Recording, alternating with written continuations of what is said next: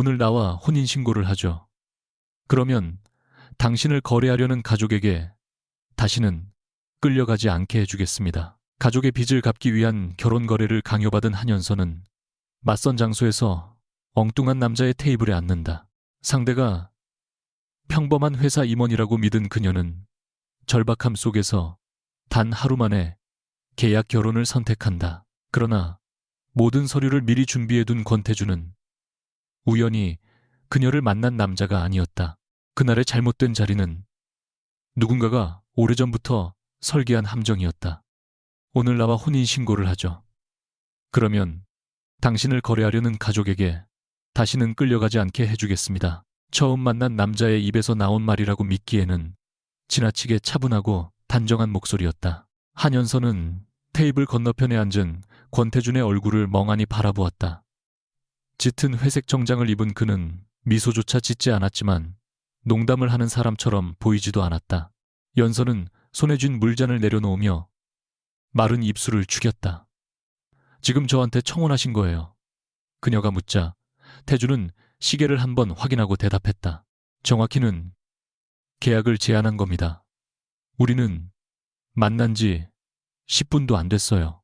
10분이면 당신이 이 자리에 원해서 나온 게 아니라는 걸 알아차리기에 충분했습니다. 연서의 눈빛이 흔들렸다. 태주는 탁자 위에 놓인 그녀의 휴대전화를 턱짓으로 가리켰다. 화면에는 아버지 한동철이 보낸 메시지가 연달아 떠 있었다. 도망치면 내 사무실부터 정리하겠다. 오늘 계약을 망치면 직원들 월급도 네가 책임져라. 연서는 황급히 화면을 뒤집었지만 이미 늦었다. 남의 휴대전화를 훔쳐보는 게 취미예요. 그녀가 나를 세우자 태주는 눈 하나 깜빡이지 않았다. 남을 상품처럼 테이블 위에 올리는 사람보다는 덜 무례하다고 생각합니다. 그쪽도 결혼 상대를 고르러 나온 거잖아요. 나는 고르러 나온 게 아닙니다. 그럼요. 태주는 잠시 그녀를 바라보다 낮게 말했다. 이미 결정하고 왔습니다. 1시간 전까지만 해도 연서는 자신이 그 호텔에서 결혼을 결정하게 되리라고는 상상하지 못했다. 그녀가 원했던 것은 단 하나, 아버지 앞에서 형식적으로 맞선을 본 뒤 조용히 거절하는 것이었다. 그러나 강남에 있는 해성호텔 로비에 도착하자마자 한동철은 전화를 걸어 마지막 경고를 남겼다. 권 이사에게 잘 보여. 네가 망치면 세입자 문제부터 직원들 계약까지 전부 끊어버릴 거다.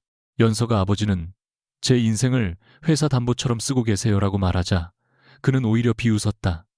내 인생에 내가 얼마나 투자했는데 이 정도는 갚아야지. 통화가 끊긴 뒤 연서는 한동안 엘리베이터 앞에 서 있었다. 도망치고 싶었다. 하지만 그녀가 운영하는 작은 디자인 스튜디오의 임대 계약은 아버지 회사와 얽혀 있었고 함께 일하는 박소라와 2명의 직원은 아무 잘못도 없었다. 결국 그녀는 안내 메시지에 적힌 이른한 번 테이블을 찾아 호텔 라운지로 들어갔다. 그런데 창가 가까운 자리에서 숫자 17이 적힌 황동 표지판을 본 순간 그녀는 자신이 숫자를 거꾸로 읽었을 가능성을 떠올렸다. 지나치게 긴장한 탓이라고 생각했다. 다만 공간 안내 디자인을 직업으로 삼는 그녀의 눈에는 그 표지판의 글꼴이 주변 좌석 번호와 미묘하게 달라 보였다. 숫자의 끝이 조금 두꺼웠고 황동 표면도 다른 것보다 새 것처럼 반짝였다. 연서는 잠시 멈춰섰지만 곧 검은 정장을 입은 직원이 다가와 정중히 물었다. 한연서 고객님이십니까? 그녀가 고개를 끄덕이자 직원은 의심할 틈도 주지 않고 17번 테이블로 안내했다. 태주는 그녀가 앉자마자 이름과 직업을 확인했지만 자신의 신분은 자세히 설명하지 않았다. 그는 해성 계열사에서 경영을 맡고 있다고만 말했다. 아버지가 말한 권 이사라는 사람과 나이도 비슷해 보였기에 연서는 별다른 의심을 하지 않았다.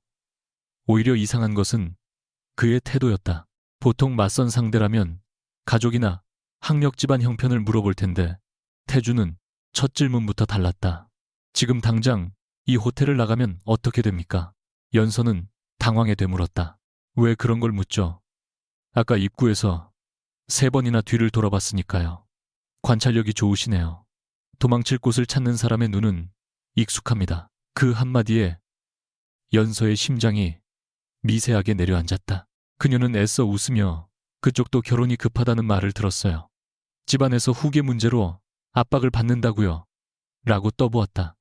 태주는 부정하지 않았다. 맞습니다. 나는 법적으로 인정되는 배우자가 필요합니다. 사랑은 필요 없고요. 사랑을 조건으로 걸면 계약은 불안정해집니다. 굉장히 낭만적이시네요. 당신은 낭만을 기대하고 이 자리에 왔습니까? 연서는 대답하지 못했다. 그때 태준이 안쪽 주머니에서 얇은 서류 봉투를 꺼내 테이블 위에 올려놓았다. 계약 결혼 제안이라는 말이 나온 지 몇 분도 되지 않았는데 봉투 안에는 이미 혼인신고에 필요한 서류와 별도의 합의서가 정리되어 있었다. 연서는 손끝으로 봉투 가장자리를 눌렀다. 이걸 원래부터 들고 다녔어요. 태주는 태연하게 답했다. 오늘 필요할 가능성이 있다고 판단했습니다. 합의서의 조건은 예상보다 단순했다. 혼인기간은 우선 1년, 서로의 직업과 사생활을 존중하고 상대의 동의 없이 가족 문제에 개입하지 않으며 강요된 신체 접촉이나 감정적 의무는 없다고 적혀 있었다. 연서는 페이지를 넘기다가 작은 글씨로 적힌 조항 앞에서 손을 멈췄다. 혼인관계가 일방의 고의적인 기만으로 파탄에 이를 경우 별도 자산, 신탁약정이 발효된다는 내용이었다. 그녀가 자세히 읽으려 하자 태주는 손가락으로 다음 페이지를 가리켰다. 그 부분은 내적 책임을 규정한 겁니다. 당신에게 불리한 조항은 아닙니다. 결혼 서류를 처음 만난 사람에게 내밀면서 믿으라고 하면 믿어야 해요. 믿지 않아도 됩니다. 변호사를 불러 확인할 수 있습니다. 마치 기다리고 있었다는 듯 옆 테이블에 앉아있던 중년 여성이 자리에서 일어나 다가왔다. 그녀는 자신을 법무법인 소속 변호사라고 소개했다. 연서는 어이가 없어 웃음이 나왔다. 변호사까지 준비했네요. 알어부름. 불이나 마이거세. 태주는 담담했다. 결혼은 감정보다 법률적인 결과가 오래 남으니까요. 그럼 상대는 누구라도 상관없었겠군요. 그 질문에 태준의 표정이 아주 잠깐 굳었다. 그는 연서의 얼굴이 아니라 테이블 위에 놓인 그녀의 왼손을 바라보고 있었다. 셔츠 소매 아래로 드러난 손목에는 오래된 화상 흉터가 가느다랗게 이어져 있었다. 태주는 시선을 거두며 말했다. 아무나에게 이런 제안을 하지는 않습니다. 저를 아세요. 오늘 처음 봤습니다. 대답은 빨랐지만 연서는 이상하게도 그 말이 준비된 문장처럼 들렸다. 그때 라운지 천장에서 짧은 경보음이 울렸다. 호텔 직원이 즉시 안내 방송을 내보냈다. 정기 점검 중 발생한 시험 경보이므로 안심해달라는 내용이었다. 주변 손님들은 고개를 들었다가 곧 대화를 이어갔지만 태준의 반응은 달랐다. 그의 어깨가 순간적으로 굳었고 테이블 아래에 놓인 오른손이 주먹처럼 단단히 말렸다. 정면을 바라보던 눈동자는 몇 초 동안 초점을 잃었다. 연서는 자신도 모르게 손을 뻗어 그의 손목을 잡았다. 괜찮아요. 태준이 흠칫하며 그녀를 바라보았다. 연서는 낮은 목소리로 말했다. 시험 경보예요. 비상구도 바로 뒤에 있고요. 숨을 천천히 쉬어요. 태준은 아무 말도 하지 않았다. 하지만 그녀가 손을 떼려 하자 오히려 손목을 뒤집어 연서의 손을 붙잡았다. 아주 짧은 순간이었다. 곧 그는 정신을 차리고 손을 놓았지만 눈빛은 이전과 완전히 달라져 있었다. 차갑고 계산적이던 시선 아래에서 오래 묻어둔 어떤 감정이 드러난 듯했다. 그는 연서의 흉터를 다시 바라보며 쉰 목소리로 물었다. 그 상처는 언제 생겼습니까? 오래됐어요. 대학생 때 행사장에서 사고가 있었거든요. 어떤 사고였죠? 작은 화재였어요. 별일 아니었어요. 태준의 입술이 굳게 다물렸다. 연서는 그가 왜 자신보다 더 고통스러운 표정을 짓는지 이해할 수 없었다. 연서는 합의서를 덮고 의자 등받이에 기대었다. 머릿속에서는 수십 가지 경고가 동시에 울리고 있었다. 지나치게 준비된 남자 처음 만났다고 하기에는 이상할 정도로 자신을 자세히 관찰하는 시선, 그리고 결혼이라는 인생의 결정을 업무 계약처럼 처리하는 태도까지 어느 하나 정상적이지 않았다. 하지만 휴대전화에는 다시 아버지의 메시지가 도착했다. 10분 안에 답하지 않으면 사무실 보증금을 회수하겠다는 내용이었다.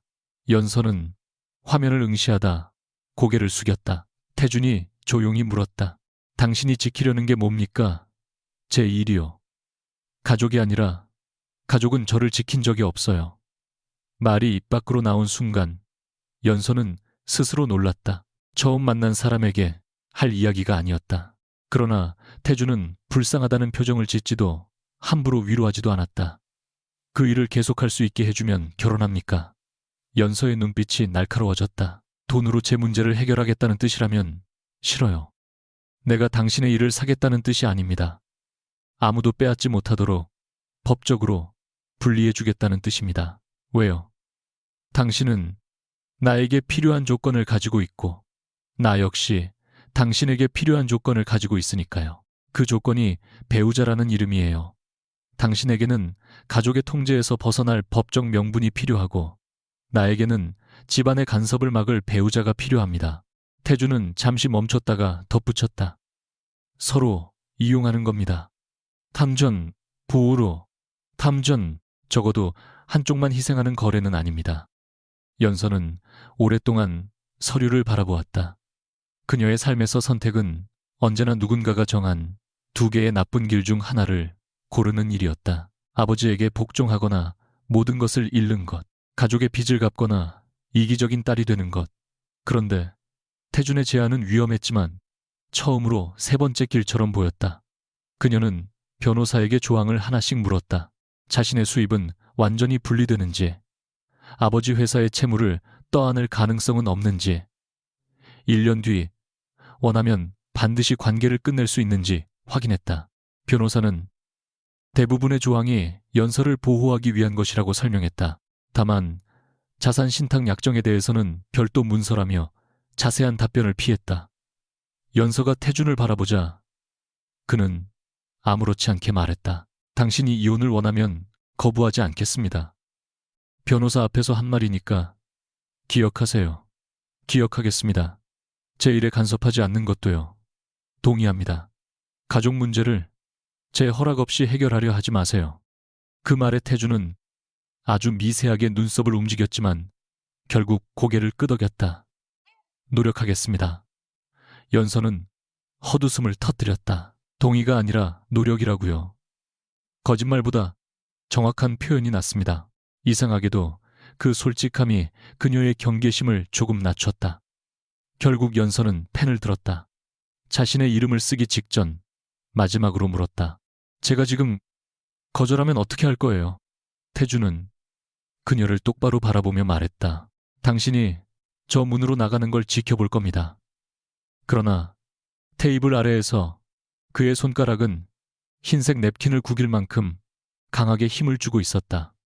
혼인신고 절차는 믿기 어려울 만큼 빠르게 진행되었다. 호텔 안쪽 회의실에는 이미 증인 2명이 기다리고 있었고 태준의 비서 최도현은 서류가 든 검은 가방을 들고 나타났다. 도현은 연서를 보자 한치의 망설임도 없이 허리를 숙였다. 처음 뵙겠습니다, 사모님. 연서는 아직 서명도 끝나지 않았는데 너무 자연스럽게 나온 호칭에 불쾌한 기분이 들었다. 제가 올 걸 알고 있었던 사람 같네요. 도현의 표정이 순간 굳었고 태준이 대신 답했다. 내 비서는 가능한 상황에 대비합니다. 결혼할 가능성까지요. 오늘 내 일정에 포함되어 있었으니까요. 연서는 그 말을 단순히 맞선 일정이라는 의미로 받아들이려 했다. 하지만 서류에 도장을 찍는 동안에도 여러 가지 작은 이상함이 눈에 밟혔다. 도현은 그녀가 어떤 음료를 마시는지 묻지 않고 카페인이 없는 차를 준비했다. 꽃이 놓인 자리를 정리하며 직원에게 백합을 치우라고 지시했다. 연서가 백합 향에 알레르기가 있다는 사실은 가까운 친구 몇 명만 알고 있었다. 그녀가 제가 백합을 싫어하는 건 어떻게 아셨어요? 라고 묻자 도현은 태준을 흘끗 보더니 호텔 고객 정보에 적혀 있었다고 둘러댔다. 연서는 이 호텔을 이용한 적이 거의 없었지만 더 묻지 않았다. 지금 멈추면 다시 아버지가 만든 길로 돌아가야 한다는 두려움이 의심보다 컸다. 모든 절차가 끝났을 때 연서의 손에는 법적으로 혼인관계가 성립되었다는 확인 서류가 들려 있었다. 태준은 준비해둔 반지를 꺼냈다. 화려한 보석도 눈에 띄는 장식도 없는 얇은 백금 반지였다. 연서는 고개를 저었다. 계약, 결혼에 반지까지 필요한가요? 사람들은 서류보다 반지를 먼저 봅니다. 사람들 시선 때문에 하는 결혼은 아니라고 생각했는데요. 사람들의 시선을 이용하면 당신 가족이 쉽게 접근하지 못합니다.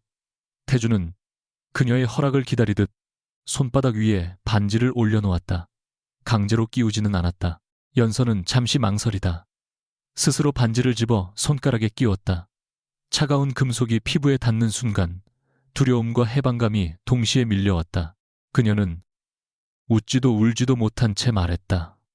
이제 정말 결혼한 거네요. 태준은 그녀의 손을 바라보다 낮게 대답했다. 그렇습니다. 우리 서로에 대해 아무것도 모르는데요. 앞으로 알면 됩니다.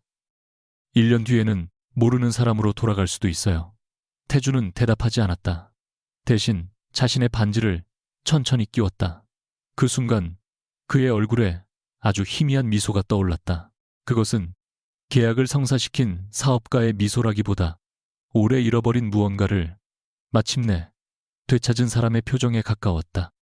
회의실을 나온 연서는 곧바로 아버지에게서 전화를 받았다. 한동철은 받자마자 소리를 질렀다. 너 지금 어디야? 권승재 이사가 1시간째 다른 방에서 기다리고 있잖아. 연서는 복도를 걷다 그대로 멈춰섰다. 누가 기다린다고요? 권승재 말이다. 네가 만나기로 한 해성전략기획부문 부사장 연서의 손에서 서류 봉투가 미끄러질 뻔했다. 그녀는 천천히 뒤를 돌아보았다. 태준은 몇 걸음 떨어진 곳에서 비서와 대화를 나누고 있었다. 아버지 상대 이름이 권태준 아니었어요. 권태준이 왜 거기서 나와? 그 사람은 해성그룹 대표야. 네가 감히 만날 수도 없는 사람이야. 통화가 끊긴 순간 복도 끝에 대형 화면에서 경제 뉴스가 시작되었다. 화면에는 조금 전 그녀와 혼인신고를 마친 남자의 얼굴이 크게 떠올랐다. 진행자의 목소리가 선명하게 울렸다. 해성그룹 권태준 대표이사가 오늘 긴급 이사회 소집을 요청했습니다. 연서는 화면과 태준을 번갈아 바라보았다. 자신의 남편이 평범한 계열사 임원이 아니라 해성그룹 전체를 움직이는 최고 경영자라는 사실보다 더 무서운 것은 태준이 놀란 기색조차 보이지 않는다는 점이었다. 연서가 떨리는 목소리로 물었다. 당신, 제가 누구를 만나러 왔는지 처음부터 알고 있었어요. 태준은 비서에게 물러나라는 손짓을 한 뒤 그녀 앞으로 다가왔다. 설명하겠습니다. 지금 대답해요. 이 자리 정말 우연이었어요. 잠시 침묵이 흘렀다. 태준의 시선이 그녀의 손가락에 끼워진 반지에 머물렀다. 그리고 그가 대답하기 직전 연서의 눈에는 라운지 입구에 세워진 17번 테이블 표지판이 보였다. 호텔 직원이 그것을 서둘러 떼어 내검은 상자 안에 넣고 있었다. 한연서는 대형 화면 속 권태준의 얼굴과 눈앞에 서 있는 남자를 번갈아 바라보았다. 조금 전까지 자신을 해성 계열사의 경영자라고만 소개했던 남자가 대한민국 재계 순위를 뒤흔드는 해성그룹의 대표이사였다. 손가락에 끼워진 반지가 갑자기 수갑처럼 무겁게 느껴졌다. 연서는 한 걸음 뒤로 물러서며 물었다. 제가 누구를 만나러 왔는지 알고 있었어요. 태준이 대답하기 전에 호텔 직원이 검은 상자 뚜껑을 닫았다. 그 안에는 17번이라고 적힌 황동 표지판이 들어있었다. 연서는 직원에게 다가가 상자를 붙잡았다. 그건 왜 치우는 거죠? 직원은 태준과 비서 최도현을 번갈아 보며 당황했다. 시설팀에서 교체 요청이 내려왔습니다. 언제요? 오늘 오전에요. 연서가 상자를 열려고 하자 도현이 조심스럽게 앞을 막았다. 사모님 복도에서 이러실 일은 아닙니다. 그 호칭 쓰지 마세요. 연서는 차갑게 말한 뒤 태준을 노려보았다. 당신이 바꾼 거예요. 태준은 잠시 침묵하다 낮은 목소리로 말했다. 여기서 설명할 수 있는 일이 아닙니다. 대답할 수 없는 일이겠죠. 피하려는 게 아닙니다. 그러면 지금 말해요. 제가 71번 테이블이 아니라 17번 테이블에 앉은 게 우연이었는지. 태준의 턱선이 단단하게 굳었다. 그는 거짓말을 할 수도 있었지만 그러지 않았다. 다만 진실도 말하지 않았다. 당신이 알아야 할 부분이 있습니다. 하지만 오늘 한꺼번에 말하면 믿지 않을 겁니다. 연서는 허탈하게 웃었다. 이미 믿을 이유가 하나도 없는데요. 그녀는 손가락에서 반지를 빼 태준의 가슴 쪽으로 내밀었다. 혼인신고를 취소해요. 지금 당장. 태준은 반지를 받지 않았다. 대신 복도 끝에 있는 조용한 응접실 문을 열어 연서가 먼저 들어가기를 기다렸다. 연서는 돌아서고 싶었지만 기자 몇 명이 엘리베이터에서 내리는 모습을 보고 안으로 들어갔다. 문이 닫히자 그녀는 서류 봉투를 테이블 위에 던졌다. 당신이 해성그룹 대표라는 사실을 숨겼어요. 제가 만나야 했던 사람은 권승재였고요. 계약의 전제가 전부 틀렸으니 무효예요. 태준은 맞은편에 앉지 않고 창가에 서서 그녀를 바라보았다. 혼인신고 자체를 오늘 취소하는 건 불가능합니다. 관계를 끝내려면 법적인 절차가 필요합니다. 그럼 바로 시작해요. 지금 당신이 밖으로 나가면 아버지가 가장 먼저 찾아올 겁니다.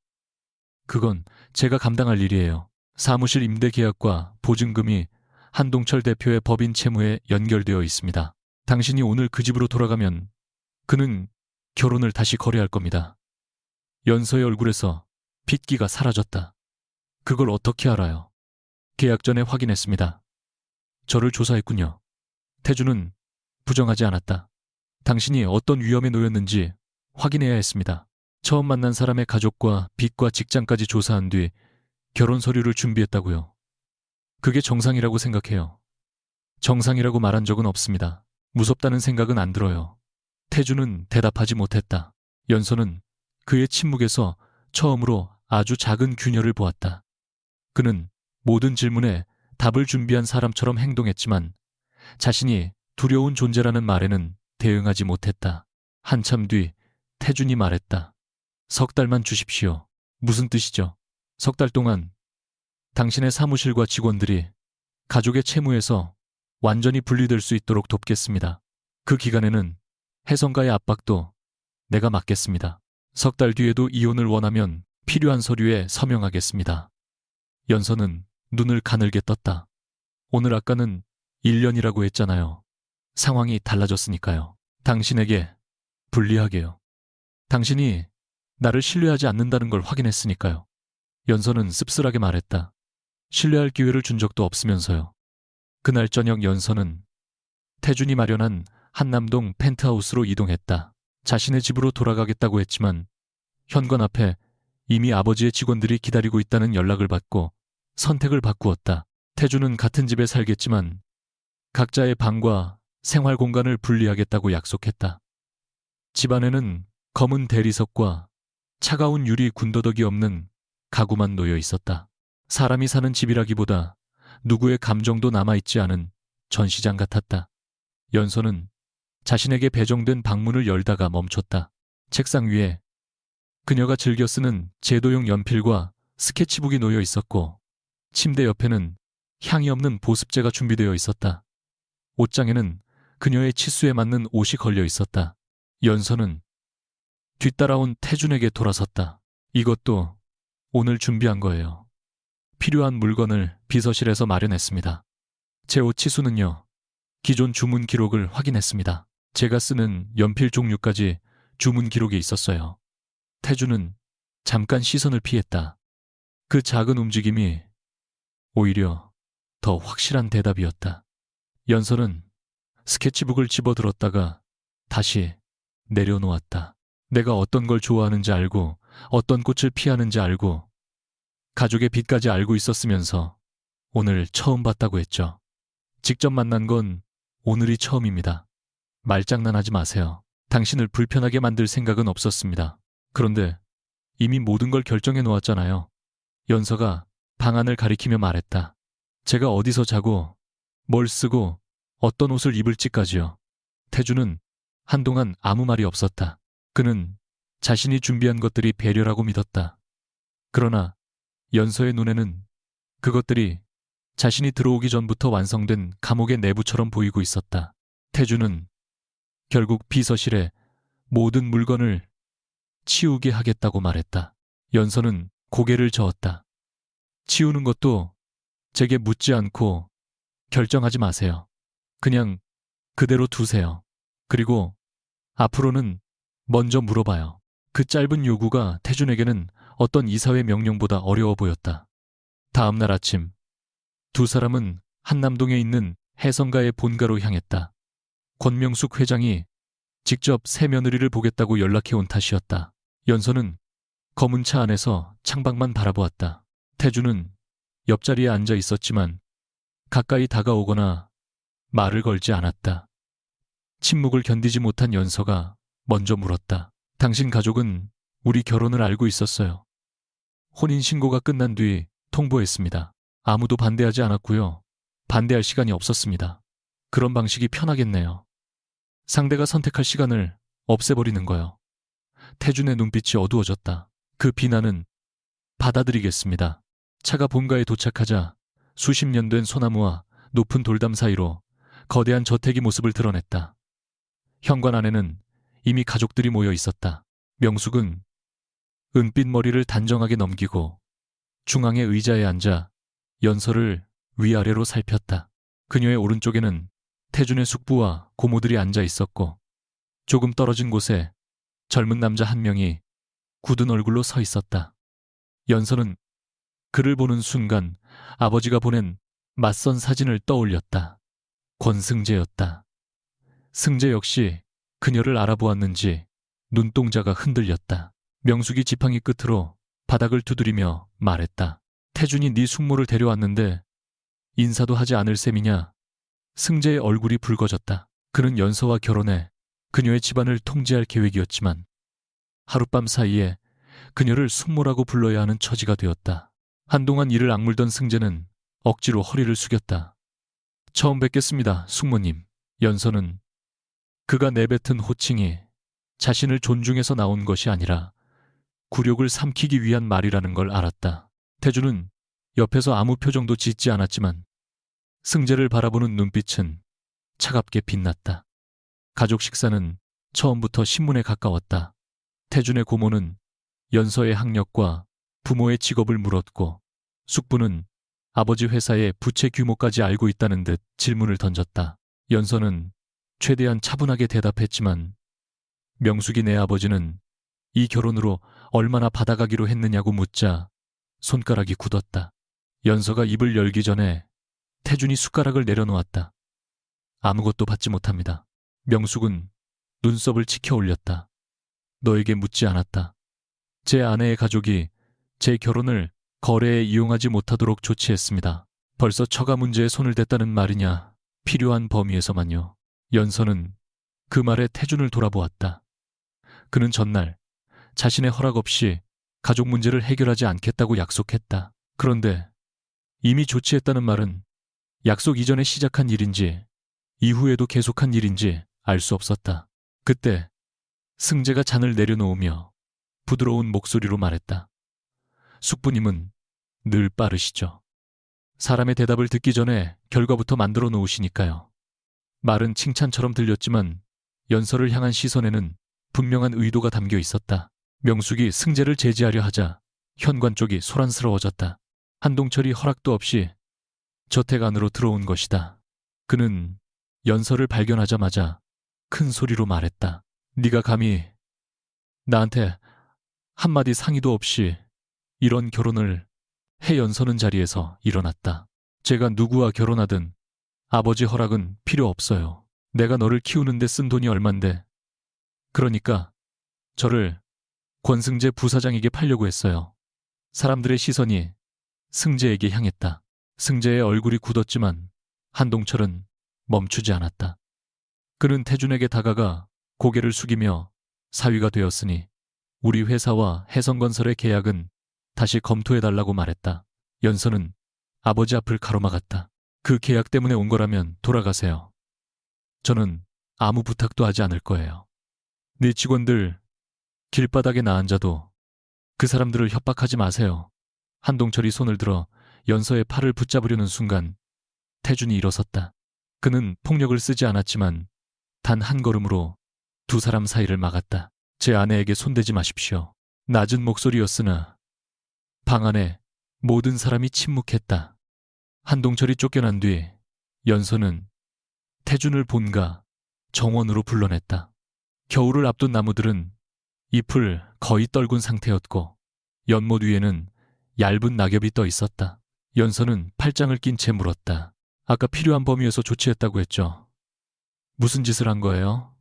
태준은 숨기지 않고 설명했다. 한동철의 법인이 연서의 스튜디오 임대 보증금을 담보처럼 묶어둔 사실을 확인했고 건물주와 협의해 임대 계약을 연서의 회사 명의로 독립시키는 절차를 진행 중이라고 했다.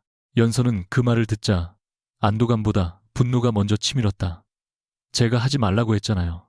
어젯밤에 약속하기 전에 시작한 일입니다. 그럼 약속한 뒤에는 멈췄어야죠. 멈추면 당신 직원들이 위험해집니다. 그래서 또 당신이 판단했어요. 제가 무엇을 감당할 수 있는지 묻지도 않고 태준은 굳은 표정으로 말했다. 당신이 모든 위험을 혼자 감당하려는 습관은 좋은 선택이 아닙니다. 좋은 선택인지 아닌지는 제가 정해요. 당신의 선택이 다른 사람들에게 피해를 주더라도요. 그 말은 연서의 가장 약한 곳을 찔렀다. 직원들을 지키고 싶다는 죄책감 때문에 그녀는 이 결혼까지 받아들였다. 연서는 차갑게 웃었다. 결국 당신도 아버지와 같네요. 내가 잘못 선택할까봐 대신 결정해주겠다는 거잖아요. 태준의 얼굴이 굳었다. 그는 즉시 반박하지 못했다. 연서는 돌아서며 말했다. 계약을 분리하는 데 필요한 자료를 저한테 보내세요. 앞으로는 제가 직접 결정할게요. 제 이름으로 된 문제니까요. 태준은 그녀를 붙잡지 않았다. 대신 멀어지는 뒷모습을 바라보며 처음으로 자신이 옳다고 믿었던 보호 방식이 누군가에게는 폭력처럼 느껴질 수 있다는 사실을 마주했다. 며칠 뒤 연서의 스튜디오는 서울의 오래된 문화공간을 새롭게 조성하는 공공 프로젝트의 우선 협상 대상자로 선정되었다. 규모가 작은 신생 스튜디오가 맡기에는 상당히 큰 사업이었다. 소라는 기뻐하며 연서를 끌어안았지만 연서는 선정 통지서에 적힌 협력사 명단에서 해성문화재단의 이름을 발견하는 순간 표정이 굳었다. 그녀는 바로 태준의 사무실로 찾아갔다. 강남의 고층 빌딩 꼭대기에 있는 대표이사실은 펜트하우스처럼 지나치게 조용했다. 연서는 책상 위에 통지서를 내려놓으며 말했다. 이것도 당신이 준 거예요. 태준은 서류를 훑어보고 고개를 저었다. 아닙니다. 해성문화재단이 협력기관이에요. 선정 절차는 외부 심사위원단이 담당합니다. 당신이 지시하면 결과를 바꾸는 건 어렵지 않겠죠. 태준은 인터폰을 눌러 도현에게 해당 프로젝트의 심사 기록을 가져오게 했다. 기록에는 연서의 스튜디오가 2달 전부터 예비 후보에 포함되어 있었고 포트폴리오 점수도 가장 높았다는 내용이 있었다. 그 시점은 혼인신고보다 훨씬 전이었다. 연서는 서류를 읽으면서도 쉽게 경계를 풀지 않았다. 태준은 그녀에게 태블릿을 건네며 말했다. 내가 개입한 기록이 있는지 직접 확인해도 됩니다. 회사 기밀 아니에요. 당신이 내 말을 믿지 못하니까 다른 방식이 필요합니다. 연서는 잠시 그를 바라보았다. 태준은 이번에는 결과를 만들어 놓은 뒤 통보하지 않았다. 자신의 결백을 증명할 자료만 내놓고 판단은 그녀에게 맡겼다. 연서는 조용히 말했다. 제가 이 일을 맡아도 되는지 계속 의심했어요. 당신은 선택되기 전에 충분히 잘하고 있었습니다. 위로하려고 하는 말이에요. 사실을 말하는 겁니다.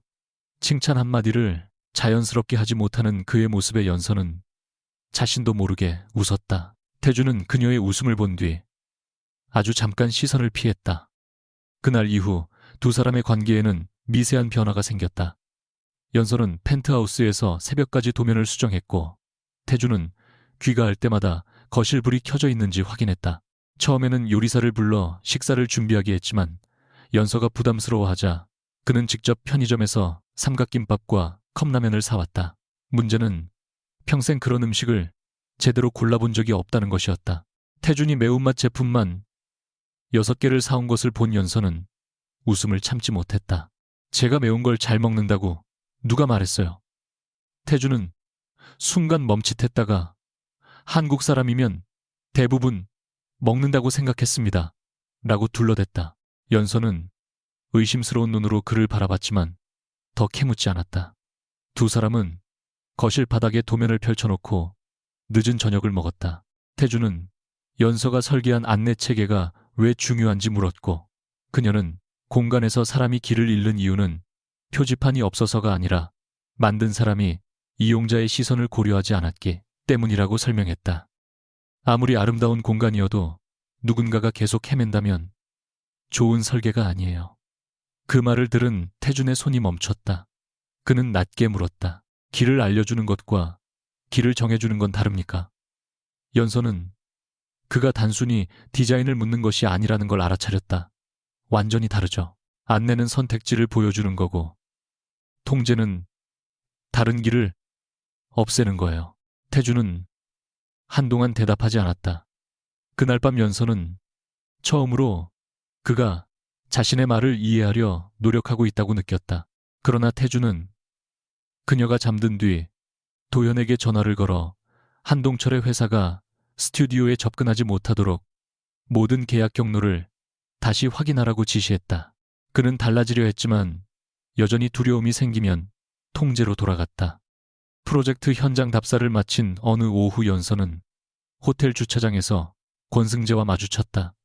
승재는 우연인 척 다가왔지만 손에는 해성호텔 라운지에 좌석 배치도가 들려 있었다. 연서는 지나치려 했으나 승재가 말했다. 숙모님은 아직도 그날 정말 잘못 앉았다고 믿습니까? 연서는 걸음을 멈췄다. 무슨 말을 하고 싶은 거죠? 승재는 비웃음 섞인 미소를 지었다. 내가 기다리던 71번 테이블은 원래 동쪽 창가였습니다. 그런데 그날만 안내 직원이 나를 별실로 데려갔죠. 숙부님의 긴급 지시가 내려왔다면서요. 당신도 그날 상황을 이용하려는 거잖아요. 맞습니다. 나는 숙부님이 무너지는 걸 보고 싶어요. 적어도 거짓말은 하지 않겠습니다. 승재는 좌석 배치도 위에 사진 한 장을 올려놓았다. 사진 속 17번 표지판은 다른 좌석 번호와 글꼴이 달랐고 뒷면에는 급하게 부착한 접착 흔적이 남아 있었다. 연서가 이미 알아차렸던 차이였다. 승재는 그녀의 표정을 살피며 말을 이었다. 처음 만난 여자와 충동적으로 결혼한 남자가 변호사와 증인 반지, 별도, 자산 약정까지 준비해 둘 수 있다고 생각합니까? 연서는 사진을 집지 않았다. 하지만 시선은 그 위에서 떨어지지 않았다. 승재가 마지막으로 봉투 하나를 내밀었다. 이건 그날 오전 비서실에서 시설팀에 보낸 작업 요청서입니다. 17번과 71번의 위치를 바꾸라는 지시가 적혀 있죠. 연서는 끝내 봉투를 받지 않았다. 대신 승재를 똑바로 바라보며 말했다. 당신 말을 믿을 이유도 없어요. 믿지 마세요. 직접 확인하면 되니까. 승재는 봉투를 자동차 보닛 위에 내려놓고 돌아섰다. 연서는 한참 동안 그 자리에 서 있었다. 휴대전화 화면에는 태준이 보낸 메시지가 떠 있었다. 저녁에 늦습니까? 필요한 게 있으면 말해요. 평범한 안부처럼 보였지만 이제 모든 문장이 다르게 읽혔다. 연서는 결국 봉투를 집어들었다. 종이 위에는 분명 최도연의 이름과 함께 대표이사실 직인이 찍혀 있었다. 권승재가 남긴 봉투를 들고 돌아온 밤, 한연서는 펜트하우스에 들어가지 않았다. 그녀는 지하 주차장 차 안에 앉아 작업 요청서를 몇 번이고 읽었다. 문서 상단에는 해성호텔 시설관리팀이라는 제목이 적혀 있었고 요청 내용에는 라운지의 17번 좌석, 표지를 71번 좌석과 교체하라는 지시가 명확히 남아 있었다. 작업 시간은 연서가 호텔에 도착하기 2시간 전이었다. 요청 부서는 대표이사 비서실 승인자는 최도현이었다. 그러나 그녀는 승재가 건넨 종이 한 장만으로 결론을 내리고 싶지 않았다. 승재 역시 자신을 이용하려는 사람이었다. 연서는 휴대전화를 꺼내 자신이 그날 찍었던 호텔 로비 사진을 찾아냈다. 아버지와 통화한 뒤 무의식적으로 찍어둔 천장 장식 사진 한쪽에 좌석 표지판들이 작게 담겨 있었다. 그녀는 화면을 확대했다. 주변 표지판의 숫자는 호텔의 기존 서체인 해성 세리프체로 제작되어 있었지만 17번만 회 끝이 지나치게 뭉툭했다. 숫자 1의 기울기, 7의 가로회 길이, 황동판 모서리의 절삭 방식까지 모두 달랐다. 누군가 기존 번호판을 급히 모방해 새로 만든 흔적이었다. 공간 안에서 잘못된 표식을 가장 먼저 발견해야 하는 사람이 자신인데도 연서는 그것을 보고 지나쳤다. 절박했기 때문이다. 누군가는 바로 그 절박함까지 계산했다. 그녀는 차창에 비친 자신의 얼굴을 바라보다 쓴 웃음을 지었다. 길을 잃은 게 아니었어. 누가 길을 바꾼 거였어. 연서는 다음 날 아침 스튜디오로 출근하자마자 프로젝트 자료를 정리한다는 명목으로 호텔의 과거 납품 기록을 요청했다. 문화 공간 디자인 사업에 해성호텔의 안내 체계를 참고한다는 설명을 붙이자 담당자는 별다른 의심 없이 기존 협력업체 목록을 보내왔다. 그녀는 몇 년간 사용된 금속 표지 제작사의 이름과 작업 규격을 하나씩 비교했다. 17번 번호판만 기존 업체가 아니라 판교의 소형 제작소에서 긴급 주문된 것이었다. 주문자는 해성그룹 대표이사실에서 계약 업무를 맡는 직원이었다. 연서는 제작소에 전화를 걸어 디자인 오류를 확인하고 싶다고 말했다. 처음에는 개인정보라며 답변을 거절하던 직원은 연서가 숫자의 규격과 주문 시간을 정확히 짚어내자 당시 상황을 떠올렸다. 그날 새벽에 급하게 파일이 왔어요. 원본 서체가 없어서 비슷하게 만들어달라고 했고 오전 10시까지 호텔에 보내달라고 했습니다. 연서가 누가 수령했는지 묻자 직원은 최도현 비서실장의 명함 사본이 배송 기록에 남아있다고 했다. 통화를 끝낸 그녀는 한동안 모니터 앞에 움직이지 않고 앉아 있었다. 박소라가 커피를 내려놓으며 조심스럽게 물었다. 연서야, 무슨 일 있어? 연서는 화면을 닫으려 했지만 손이 말을 듣지 않았다. 내가 결혼한 날 있잖아. 내가 잘못 앉은 게 아닌 것 같아. 소라의 얼굴이 굳었다. 연서는 처음부터 지금까지의 상황을 짧게 설명했다. 소라는 한참 침묵한 뒤 말했다. 네가 그 사람을 좋아하게 된 건 네 감정이야. 하지만 내 선택의 출발점을 조작한 건 다른 문제야. 그 말이 연서의 마음을 정확히 찔렀다.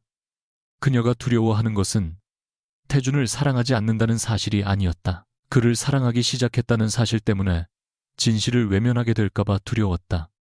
그날 저녁 연서는 펜트하우스로 돌아와 거실 중앙에 서 있었다. 태준은 평소보다 일찍 귀가했다. 그는 그녀가 좋아한다며 사온 작은 빵 봉투를 식탁 위에 내려놓다가 연서의 표정을 보고 손을 멈췄다. 테이블에는 호텔 좌석 배치도와 제작소 주문서, 비서실 작업 요청서가 가지런히 놓여 있었다. 연서는 감정을 억누른 채 물었다. 한 번만 물을게요. 17번. 번호판. 당신이 바꾸게 했어요. 태준은 자료를 훑어보지도 않았다. 이미 무슨 문서인지 알고 있다는 듯 시선만 낮췄다. 그 서류는 누구에게 받았습니까? 중요한 건 누가 줬는지가 아니에요. 승재가 접근했군요.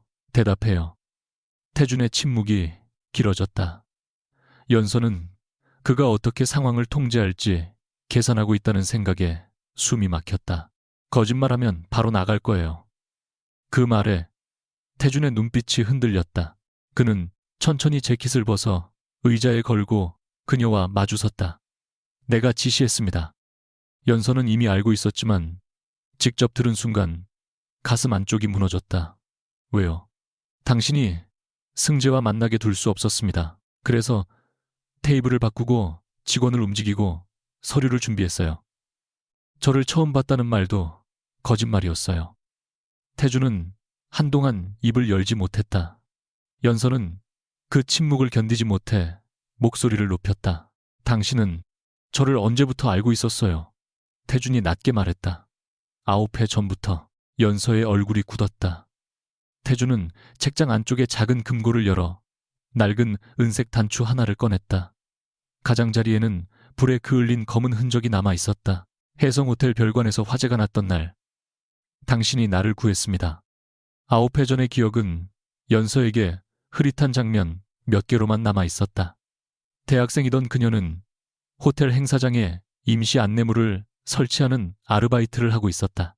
연기가 퍼지자 사람들은 비상구를 향해 뛰었고 그녀 역시 밖으로 나가려다 계단 근처에 쓰러진 남자를 발견했다.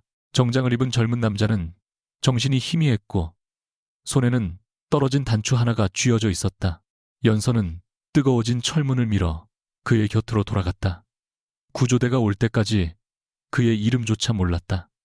태주는 그날의 일을 한 장면도 잊지 않고 있었다. 그는 당시 가족들이 중요 문서와 회장부터 대피시키느라 자신이 사라진 사실조차 늦게 알아차렸다고 말했다. 모두가 나가는 방향으로 뛰고 있었는데 당신만 돌아왔습니다. 내가 깨어있도록 계속 말을 걸었고 경보음을 무서워하자 비상구 위치를 설명했습니다. 연서는 자신의 손목 흉터를 내려다보았다. 태주는 그녀를 찾으려 했지만 호텔 측이 사고를 축소하면서 임시 직원 명단 일부가 정리되었고 이름도 제대로 알지 못했다고 했다. 몇 년 뒤 문화재단 공모자료에서 연서의 포트폴리오를 보았고 손목에 흉터가 찍힌 인터뷰 사진을 통해 그녀를 알아보았다. 그러나 연서는 감동할 수 없었다. 그래서 제 주변을 조사했어요. 확신이 필요했습니다. 그리고 제가 권승재와 맞선을 본다는 걸 알고 계획한 거예요. 승재가 준비한 혼전 합의서를 봤습니다. 그는 당신에게 회사를 그만두게 하고 가족과의 접촉까지 통제하려 했습니다. 그 사람이 나쁜 계획을 세웠다고 해서 당신 계획이 정당해지는 건 아니에요. 태준의 얼굴이 굳었다. 나는 당신을 그 사람에게서 지키려 했습니다. 연서는 떨리는 목소리로 되물었다. 제가 부탁했어요. 불호, 깡강, 극불. 태주는 연서가 느끼는 배신의 크기를 이해하면서도 자신의 행동을 완전히 후회할 수 없었다. 그날 그녀가 승재의 테이블에 앉았다면 한동철은 빚을 이유로 결혼을 밀어붙였을 것이고 승재는 그녀의 일을 빼앗은 뒤 순종적인 아내로 이용했을 것이다. 태준에게 그것은 막아야 할 결과였다. 그는 낮은 목소리로 말했다. 당신에게 사실을 전부 말했으면 나를 선택하지 않았을 겁니다. 연서는 믿을 수 없다는 듯 웃었다. 그걸 당신이 왜 정해요? 시간이 없었습니다. 시간이 없었던 건 내가 아니라 당신이었겠죠. 내가 다른 남자와 결혼할까봐. 태준의 눈빛이 어두워졌다. 연서는 한 걸음 다가가 그를 똑바로 바라보았다. 당신은 나를 구했다고 생각하지만 사실은 제가 선택할 수 있는 정보를 빼앗았어요. 평범한 임원이라고 속이고 우연히 만난 척하고 계약 결혼이 서로에게 필요한 거래라고 말했죠. 제가 서명한 건 당신이 만든 가짜 상황이었어요. 태주는 이를 악문 듯 턱에 힘을 주었다. 서명한 사람은 당신입니다. 그 말이 떨어지는 순간 연서의 얼굴에서 모든 감정이 사라졌다. 그래요. 결국 그렇게 말하네요. 태주는 즉시 자신의 말이 얼마나 잔인했는지 알아차렸다. 그런 뜻이 아닙니다. 아버지도 늘 그랬어요. 선택은 네가 했다고. 학교도 직장도 맞선도 전부 제가 고른 것처럼 말했죠. 거절하면 모든 걸 빼앗겠다고 해놓고요. 나는 그 사람과 다릅니다. 아버지는 겁을 줬고 당신은 안전해 보이는 길 하나만 남겨뒀어요. 연서는 눈물을 보이지 않으려 고개를 들었다. 둘 다 제가 스스로 고를 수 있다고 믿지 않았어요. 그날 밤 연서는 서재에서 미리 출력해온 이혼 신청 서류를 꺼냈다. 서명란에는 이미 자신의 이름이 적혀 있었다. 그녀는 종이를 태준 앞에 내려놓으며 말했다. 약속했죠. 제가 원하면 필요한 서류에 서명하겠다고. 태준은 종이를 바라보았지만 손을 대지 않았다. 지금은 감정이 격해져 있습니다. 그래서요. 며칠만 지나고 다시 이야기합시다. 또 당신이 시기를 결정하려고요, 연서 씨. 제 이름 그렇게 부르지 마요. 지금은 듣기 싫으니까. 태준의 손이 천천히 주먹으로 말렸다. 그는 이사회의 적대적인 공격 앞에서도 흔들리지 않는 사람이었지만 얇은 종이 한 장 앞에서는 숨조차 제대로 쉬지 못했다. 9회 동안 찾았던 사람이 다시 자신의 시야 밖으로 사라질 수 있다는 공포가 사고를 삼켰다. 연서가 펜을 내밀었다. 서명해요. 태준은 펜 대신 이혼 서류를 집어들었다. 못합니다. 당신은 거부하지 않겠다고 했어요. 그때는 당신이 진실을 알게 되면 이렇게까지 나를 밀어낼 거라고 생각하지 못했습니다. 연서는 차갑게 말했다. 바로 그게 문제예요. 모든 상황이 당신 예상대로 움직여야 한다고 생각하잖아요. 그녀가 서류를 되찾으려 하자 태준은 본능적으로 종이를 양손으로 움켜쥐었다. 그리고 다음 순간 날카로운 찢어지는 소리가 고요한 거실을 갈랐다. 종이는 그의 손 안에서 두 조각으로 갈라졌다. 연서는 숨을 멈췄다. 태준 역시 자신이 무슨 짓을 했는지 깨달았지만 이미 늦었다. 그는 두려움을 감추려는 듯 입가에 차가운 미소를 걸고 낮게 말했다. 실수였어도 넌 이미 내 사람이야. 그 문장은 협박처럼 떨어졌다. 연서의 눈에 남아있던 마지막 온기가 사라졌다. 저는 누구의 사람도 아니에요. 그녀는 손가락에서 반지를 빼 바닥에 내려놓았다. 그리고 지금 당신은 제가 왜 떠나야 하는지 완벽하게 증명했어요. 연서는 침실로 들어가 작은 여행 가방 하나만 꺼냈다. 태주는 문 앞에 서 있었지만 안으로 들어가지 않았다. 조금 전 자신이 한 말이 머릿속에서 반복되고 있었다. 이주련만 내 사람. 그것은 사랑을 표현하지 못하는 그가 가장 쉽게 선택한 언어였고 연서가 평생 가장 두려워해온 언어였다. 연서가 가방을 끌고 나오자 태준이 앞을 막았다. 그러나 그녀가 경계하듯 멈추는 순간 그는 즉시 옆으로 비켰다. 지금 어디로 갑니까? 그걸 알려드릴 의무 없어요. 적어도 안전한 곳인지 확인해야 합니다. 그 확인도 하지 마요. 연서 씨 승재가 당신에게 접근하고 있습니다. 당신과 권승재 둘 중 하나를 골라야 한다고 생각하지 마세요. 저는 둘 다 선택하지 않을 거예요. 태준은 그녀의 가방 손잡이를 잡으려다 손을 멈췄다. 방금 한 말은 진심이 아니었습니다. 두려울 때 나온 말이 진짜예요. 당신이 가장 숨기고 싶었던 마음이니까. 연서는 현관문을 열기 전에 돌아보았다.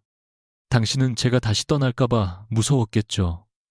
하지만 사람을 붙잡는 방법이 그 사람의 길을 없애는 것밖에 없다면 당신은 아직 누구도 사랑할 준비가 안 된 거예요. 문이 닫힌 뒤 태주는 한동안 움직이지 못했다. 바닥에는 찢어진 이혼 서류와 반지가 남아 있었다. 그는 천천히 무릎을 굽혀 종이 조각을 주었다. 수많은 계약을 찢어 상대를 굴복시켰을 때는 한 번도 후회한 적이 없었다. 하지만 이번에는 자신이 찢은 것이 서류가 아니라 연서가 자신에게 남겨둔 마지막 신뢰였다는 사실을 알고 있었다. 연서는 소라의 도움을 받아 스튜디오 안쪽 휴게실에서 지내기 시작했다. 휴대전화를 바꾸고 태준의 번호를 차단했지만 그는 사람을 보내거나 집으로 데려오려 하지 않았다. 대신 도현을 통해 짧은 메시지 하나만 전달했다. 필요한 물건은 원하는 방식으로 보내겠다. 허락 없이 찾아가지 않겠다. 연서는 그 문장을 읽고도 마음을 풀지 않았다. 며칠 뒤 변호사에게 이혼 절차를 문의하기 위해 혼인 당시 받은 서류를 다시 정리하던 중 합의서 사이에서 처음 보는 두꺼운 문서를 발견했다.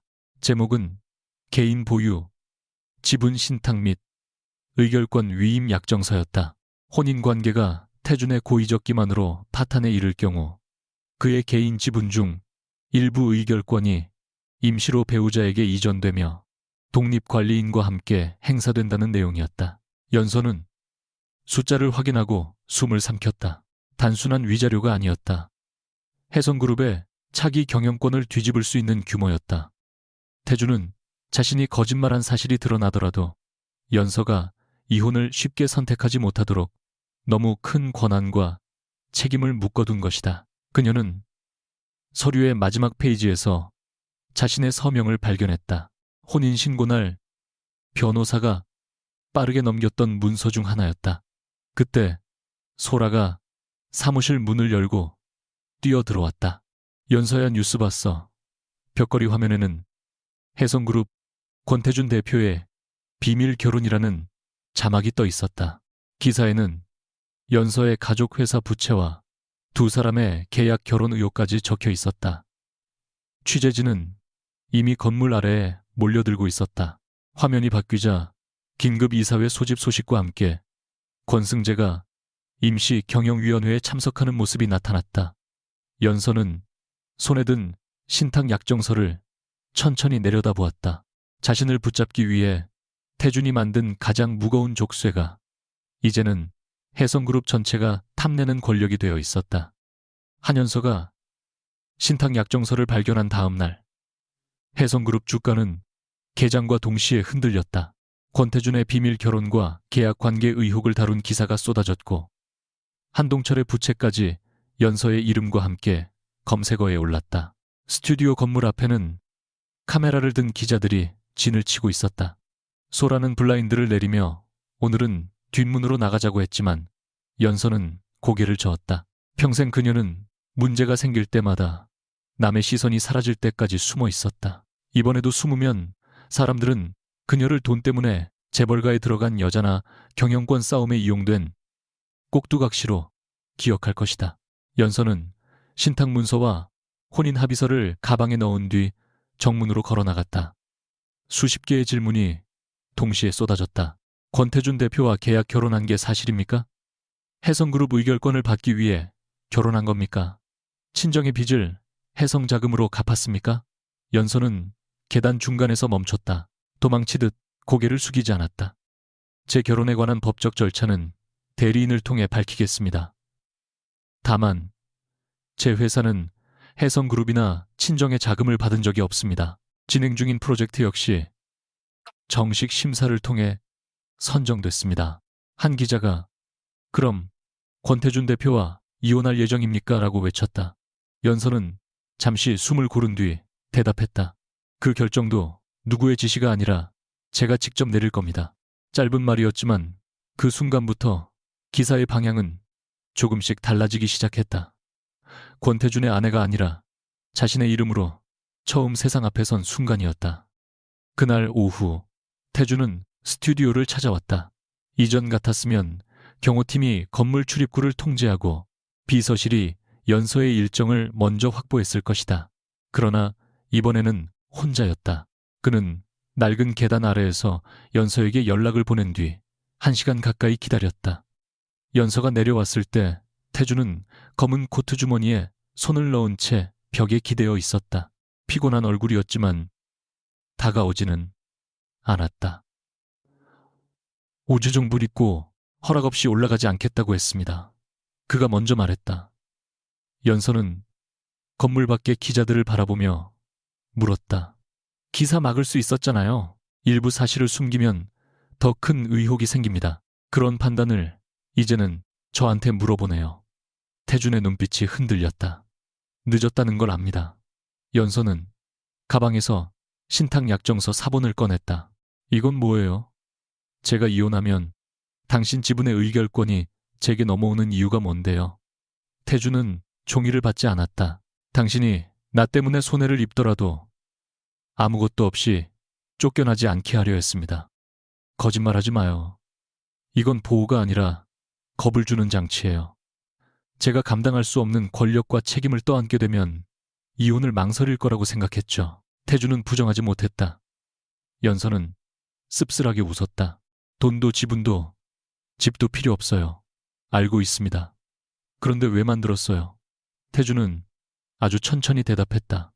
당신이 떠나는 상황을 상상할 수 없었으니까. 연서는 그의 솔직함에 잠시 눈을 감았다. 사랑한다고 말할 용기는 없으면서 떠날 길부터 막았네요. 그 말로 용서받으려는 건 아닙니다. 태준은 한 걸음 물러서며 덧붙였다. 신탁 권한을 포기할지 행사할지는 당신이 결정하십시오. 이번에는 내가 손대지 않겠습니다.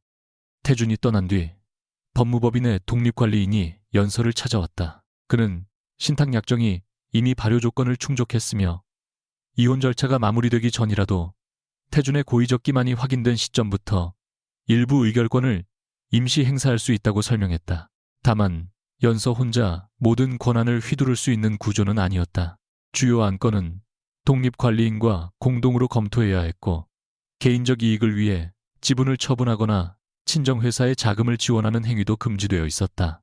태준이 그녀를 묶으려 만든 장치였지만 최소한 회사 자산을 함부로 넘길 수 없도록 안전장치를 넣어둔 것이다. 관리인은 긴급 이사회에서 처리될 안건 목록을 건넸다. 그중 가장 큰 것은 계열사 효율화와 비핵심 자산 정리였다. 겉으로는 적자 사업을 정리하는 계획처럼 보였지만 연서는 첨부된 공간 운영 자료를 읽다가 이상한 점을 발견했다. 문서에서는 폐쇄라는 단어 대신 기능 재배치, 운영 밀도, 조정 거점, 통합 같은 표현을 반복하고 있었다. 해성문화재단 프로젝트를 진행하며 현장 구조를 익힌 그녀는 주소와 도면을 대조했다. 통합 대상으로 표시된 시설들은 대부분 지역의 오래된 호텔, 유통창고, 문화공간이었다. 서류상으로는 기능을 옮기는 것처럼 보였지만 실제로는 건물을 담보회사로 넘긴 뒤 직원과 운영권을 분리하는 계획이었다.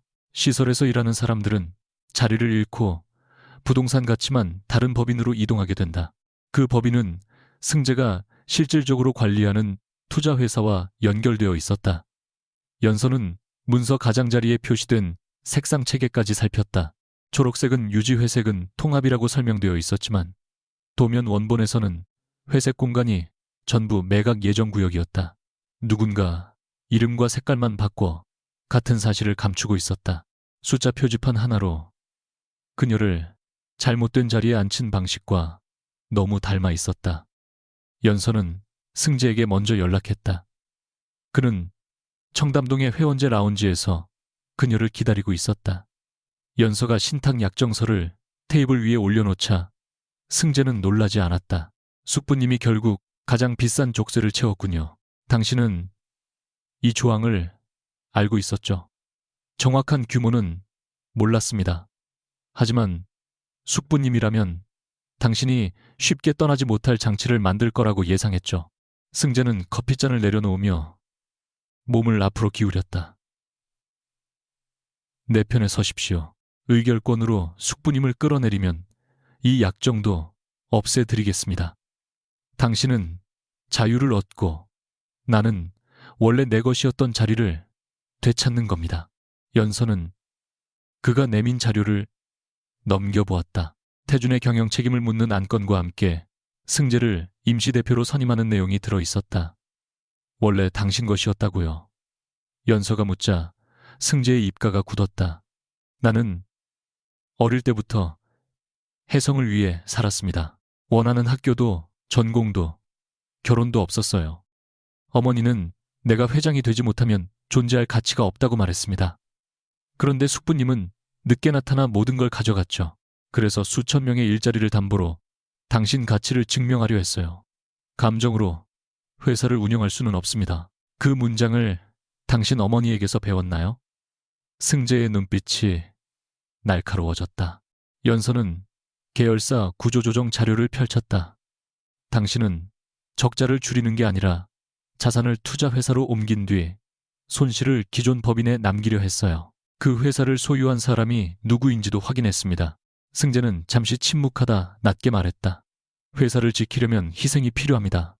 연서는 서류를 덮었다. 늘 희생하는 사람은 당신이 아니었겠죠. 그녀는 자리에서 일어나며 덧붙였다. 권태준도 당신도 같은 실수를 하고 있어요. 두 사람 모두 제가 누구 편이 될지만 궁금해하죠. 저는 어느 쪽의 표도 아닙니다. 연서는 밤새 관리인과 외부 회계 전문가, 노무 자문팀을 만나 구조조정 자료를 검토했다. 태준의 비서실이나 해성 내부 법무팀에는 도움을 요청하지 않았다. 그녀가 가진 권한이 태준의 영향력 아래 있다는 인상을 주고 싶지 않았기 때문이다. 프로젝트 업무를 함께하던 소라는 시설 도면을 정리했고 연서는 폐쇄 대상 공간과 직원 배치 자료를 비교했다. 문제를 찾아낸 것은 거대한 비밀 문서가 아니라 서로 맞지 않는 작은 표시들이었다.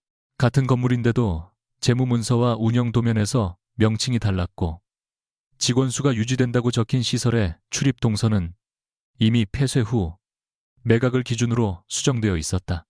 연서는 모든 차이를 표로 만들고 각 계획이 실행될 경우 발생할 손실을 정리했다. 새벽 3시가 넘었을 때 태준에게서 메시지가 도착했다. 필요한 전문가가 있으면 명단만 보내겠습니다. 결정은 당신이 하십시오. 연서는 오랫동안 화면을 바라보다 처음으로 답장을 보냈다. 아무도 보내지 마세요. 대신 이사회에서 제가 말할 시간을 방해하지 마세요. 태준의 답은 짧았다. 알겠습니다. 과거에 그는 연서가 위험하다고 판단하면 회의 자체를 취소했을 것이다. 하지만 이번에는 이유를 묻지도 자신이 처리하겠다고 나서지도 않았다.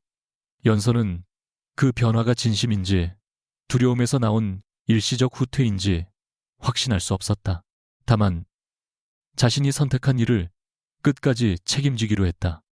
긴급 이사회가 열린 날 해성그룹 본사 앞에는 기자들과 주주들이 몰려 있었다. 회의실에 들어선 연서를 본 임원들은 노골적으로 불편한 표정을 지었다.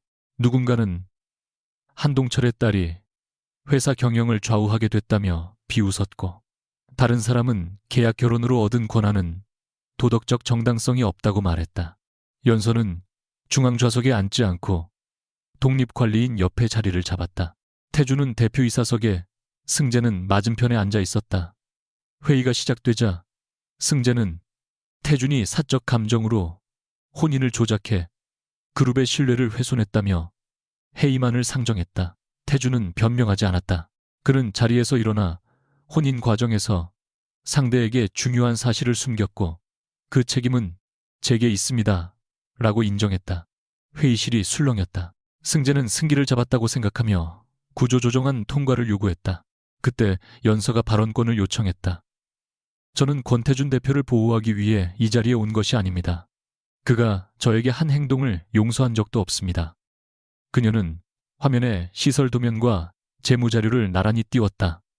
하지만 권승재 부사장의 계획 역시 직원과 주주를 위한 구조조정이 아닙니다. 명칭을 바꾸고 색상을 바꾸어 폐쇄를 통합처럼 보이게 했습니다. 자산은 관계 투자회사로 이동하고 손실과 고용 책임은 기존 법인에 남게 됩니다. 승재가 비전문가의 해석일 뿐이라고 반박하자 연서는 출입 동선 변경 도면과 투자회사 지분 관계 외부 회계 검토서를 차례로 제시했다. 저는 경영 전문가는 아닙니다. 하지만 사람들이 길을 잃도록 만드는 설계가 어떻게 만들어지는지는 압니다. 이 계획은 복잡해서 이해하기 어려운 게 아니라 이해하지 못하게 만들기 위해 복잡한 겁니다.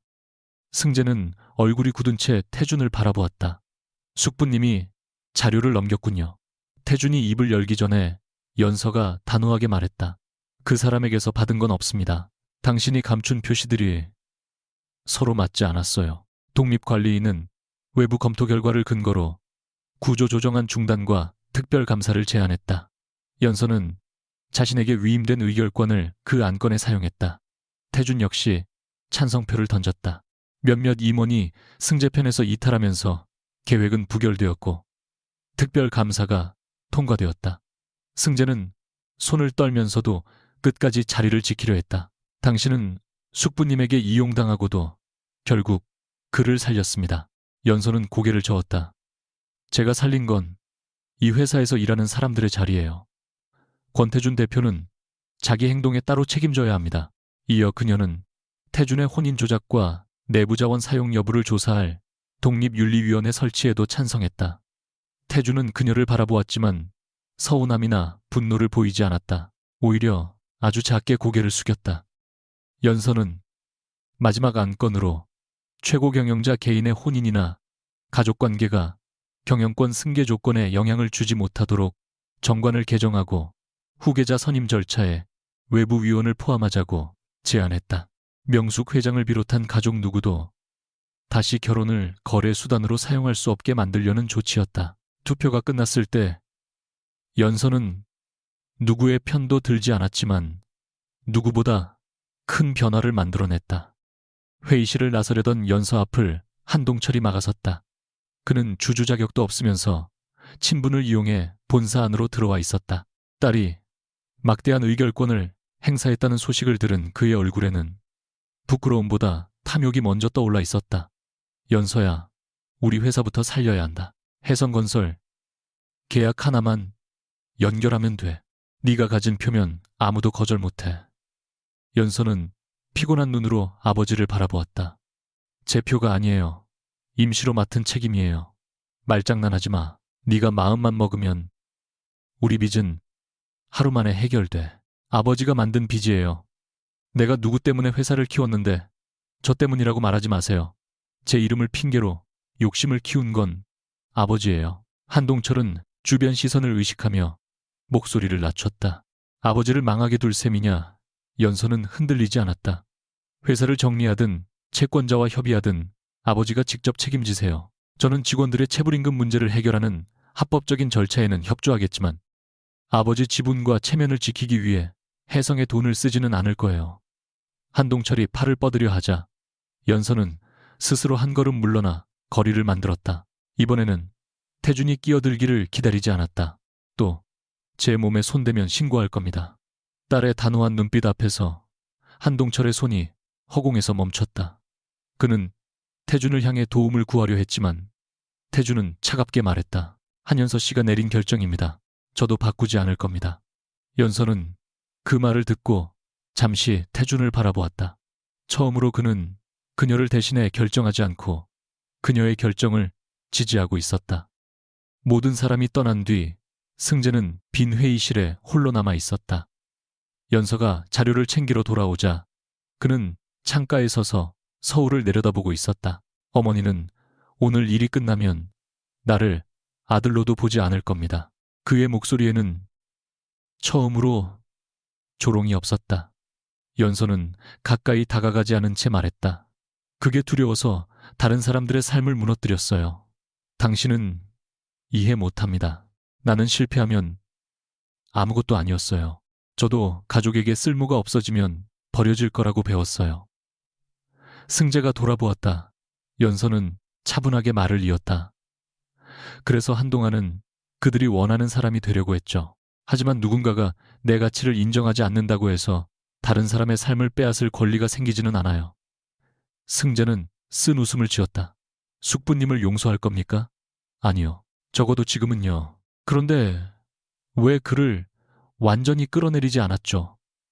당신을 끌어내리는 것과 그 사람을 용서하는 건 다른 문제니까요. 연서는 승재의 사직서를 요구하지 않았다. 대신 감사에 협조하고 투자회사 지분 관계를 모두 공개하라고 했다. 잘못을 덮어주지는 않지만 가족의 복수극으로 끝내지도 않겠다는 뜻이었다. 승재는 오랫동안 말이 없다가 처음으로 연서에게 숙모가 아닌 이름을 사용했다. 한연서 씨는 결국 누구보다 잔인하군요. 무릎 꿇는 것보다 책임지고 살아남는 게 더 어려우니까. 연서는 대답했다. 그게 당신이 다른 사람이 될 수 있는 유일한 기회예요. 해가 진 뒤 태주는 본사 옥상 정원에서 연서를 기다리고 있었다. 그의 손에는 새로 출력된 이혼 서류와 공증된 권리 포기 확인서가 들려 있었다. 연서는 종이를 받아 첫 장부터 마지막 장까지 천천히 읽었다. 태준의 서명은 이미 모든 필요한 칸에 적혀 있었다. 그는 신탁 약정의 폐지에도 동의했고 연서가 원한다면 의결권을 즉시 독립기구에 반환할 수 있도록 처리해두었다. 이번에는 찢지 않겠어요? 연서가 묻자 태준은 고통스러운 표정으로 대답했다. 그날의 나는 당신이 떠나는 공포보다 당신의 의사를 존중하는 일이 더 중요하다는 걸 몰랐습니다. 이제는 알아요. 안다고 말하는 것만으로는 부족합니다. 그래서 선택할 수 있는 서류를 가져왔습니다. 연서는 종이를 내려다보았다. 마음 한쪽에서는 그가 자신을 붙잡아 주기를 바라는 오래된 두려움이 움직였다. 하지만 붙잡는 것과 사랑하는 것은 다르다는 사실을 이제 알고 있었다. 태주는 그녀에게 다가오지 않았다. 당신이 나를 선택하지 않아도 받아들이겠습니다. 내가 당신을 사랑한다는 말이 당신의 결정 위에 놓여서는 안 되니까. 연서의 눈가가 붉어졌다. 그토록 듣고 싶었던 사랑이라는 말을 가장 늦고 가장 조용한 순간에 들었다. 그녀는 울음을 삼키며 말했다. 저도 당신을 사랑했어요. 그래서 더 용서할 수 없었어요. 태주는 고개를 끄덕였다. 압니다. 아니요, 이제부터 알아가야 할 거예요. 사랑하면서도 떠날 수 있다는 걸. 연서는 이혼 서류를 가방에 넣었다. 태주는 그녀의 손을 잡지 않았다. 다만 아주 낮게 말했다. 이번에는 당신이 정한 길을 막지 않겠습니다. 한 달 뒤 두 사람의 이혼 절차는 마무리되었다. 연서는 마지막 의결권 행사로 혜성그룹의 가족 승계조항 폐지와 독립감사기구 설치를 확정한 뒤 자신의 임시 권한을 외부 신탁위원회에 반환했다. 그녀는 단 한 주도 지분을 개인 재산처럼 사용하지 않았고 친정 회사에도 어떤 특혜도 주지 않았다. 권승재는 모든 경영 직책에서 물러나 특별감사에 협조했고 태주는 대표직을 유지했지만 윤리위원회의 조사와 이사회의 감시를 받아야 했다. 누구도 완전히 승리하지 않았고 누구도 한순간에 용서받지 못했다. 연서는 한남동 펜트하우스에서 자신의 물건을 직접 정리했다. 처음 들어왔을 때 준비되어 있던 연필과 스케치북도 챙겼지만 값비싼 옷과 보석은 그대로 두었다. 현관에서 태준과 마주쳤을 때 두 사람 사이에는 더 이상 계약도 반지도 없었다. 태준이 어디로 가는지 묻지 않겠습니다. 라고 말하자 연서는 희미하게 웃었다. 스튜디오 근처에 집을 구했어요. 이건 제가 알려주고 싶어서 말하는 거예요. 그 차이를 이해한 듯 태준의 눈빛이 부드러워졌다. 연서는 문을 열기 전 마지막으로 돌아보았다. 다음에 누군가를 사랑하게 되면 길을 만들어주지 말아요. 같이 어디로 갈지 물어봐요. 태준은 천천히 고개를 숙였다. 기억하겠습니다. 연서가 떠난 뒤에도 그는 뒤따라가지 않았다. 닫힌 문 앞에 서서 그녀가 스스로 선택한 거리와 시간을 견뎠다. 그것이 그가 처음으로 그녀에게 건넨 진짜 자유였다. 이혼이 확정된 지 6달이 지난 봄 한연서의 이름은 더 이상 권태준의 전처라는 수식어로만 불리지 않았다. 그녀의 스튜디오는 성수동의 오래된 인쇄소를 개조한 작은 사무실로 이전했고 서울 도심 문화거리의 안내체계 개선 사업을 성공적으로 마무리했다. 낡은 건물들을 무조건 철거하지 않고 기존 골목의 기억을 살린 설계는 시민들과 전문가들에게 좋은 평가를 받았다. 연서는 프로젝트의 모든 인터뷰에서 혜성그룹과의 과거 관계를 숨기지 않았지만 그 관계를 자신의 능력을 증명하는 도구로 사용하지도 않았다. 기자가 혜성문화재단의 도움을 받은 것이 아니냐고 묻자 그녀는 심사 기록과 계약 과정이 공개되어 있다고 차분히 대답했다. 예전 같았다면 오해받을 가능성만으로 프로젝트에서 물러났을 것이다. 이제는 도망치는 대신 자신이 만든 결과를 보여주었다. 직원들도 4명에서 9명으로 늘어났고 소라는 공동대표가 되어 연서와 함께 회사를 운영했다. 어느 날 소라가 사무실 벽에 걸린 새 명패를 바라보며 말했다. 이제 진짜 네 회사 같다. 연서는 웃으며 대답했다. 전에도 내 회사였어. 내가 그걸 믿지 못했을 뿐이지. 창밖으로 봄 햇살이 들어왔고 책상 위에는 과거 태준이 준비했던 제도용 연필이 놓여 있었다. 그녀는 그것을 버리지 않았다. 잘못된 방식으로 건네줬다고 해서 그 안에 담긴 모든 마음까지 거짓은 아니었다. 다만 이제 그 연필을 사용할지 말지는 오직 그녀가 결정했다. 태준 역시 이전과 같은 사람이 아니었다. 그는 혜성그룹 대표직을 유지했지만 독립윤리위원회의 조사를 받았고 혼인 과정에서 비서실 인력과 호텔 시설팀을 사적으로 동원한 책임을 인정했다. 이사회는 그에게 경고와 함께 일부 권한 제한을 결정했고 태준은 반발하지 않았다. 과거에 그라면 반대하는 이사들의 약점을 찾아내거나 지분으로 압박했을 것이다. 하지만 그는 자신이 만든 결과를 받아들였다. 태준은 매주 심리 상담을 받기 시작했다. 처음에는 상담실에서도 질문보다 해결책을 요구했고 감정을 설명하라는 말에 침묵했다. 그러나 시간이 지나면서 그는 자신이 연서를 사랑해서 통제한 것이 아니라 버려지는 두려움을 견디지 못해 사랑을 통제 이유로 사용했다는 사실을 인정했다. 그는 더 이상 도연에게 연서의 일정이나 프로젝트 진행 상황을 보고받지 않았다. 스튜디오 건물의 임대인이 누구인지, 그녀가 밤늦게 귀가하는지, 어떤 회사와 계약하는지도 확인하지 않았다. 연서가 위기에 처할 가능성을 상상할 때마다 사람을 보내고 싶은 충동이 생겼지만 그는 휴대전화를 내려놓고 스스로에게 물었다. 그녀가 도움을 요청했는가? 대부분의 답은 아니었다. 그럴 때마다 태주는 아무것도 하지 않는 법을 배웠다. 누군가를 사랑하면서 아무것도 하지 않는 일은 그에게 수백억 원의 계약보다 어려웠다. 하지만 그는 처음으로 행동하지 않는 것도 존중의 한 방식임을 이해하기 시작했다. 권승재는 특별감사 결과에 따라 해성그룹의 모든 경영 직책에서 물러났다.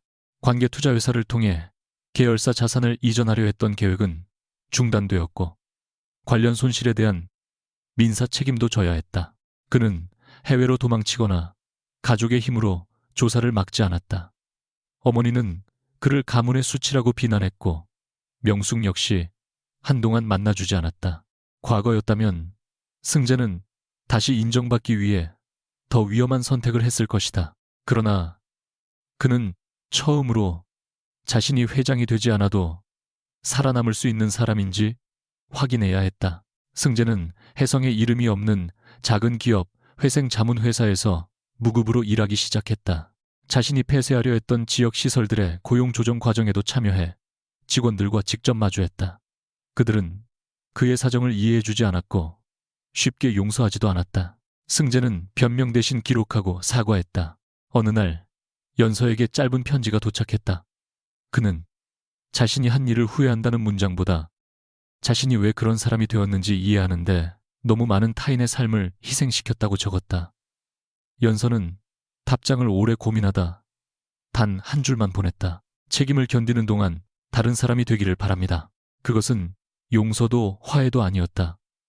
하지만 영원히 악인으로만 남겨두지 않겠다는 의미였다. 한동철 역시 채권자들과 구조조정 협의를 시작했고 회사의 경영권 일부를 내려놓아야 했다. 연서는 체불임금 해결을 위한 법률 절차에는 협조했지만 아버지의 지분을 지켜주지는 않았다. 처음으로 그는 딸이 자신의 실패를 대신 책임지지 않는 현실을 받아들여야 했다. 연서와 태준이 다시 만난 것은 문화거리 개장식 날이었다. 행사장에는 새롭게 설치된 안내 표지와 지도지역 상점들의 이야기를 담은 작은 전시물이 이어져 있었다. 태준은 해성문화재단 대표가 아니라 개인 자격으로 초대장을 받았다. 연서는 초대 명단을 직접 확인한 뒤 그의 이름을 넣었다. 그것은 우연도 누군가의 조작도 아니었다. 태준은 약속 시간보다 10분 일찍 도착했지만 행사장 안으로 먼저 들어가지 않았다.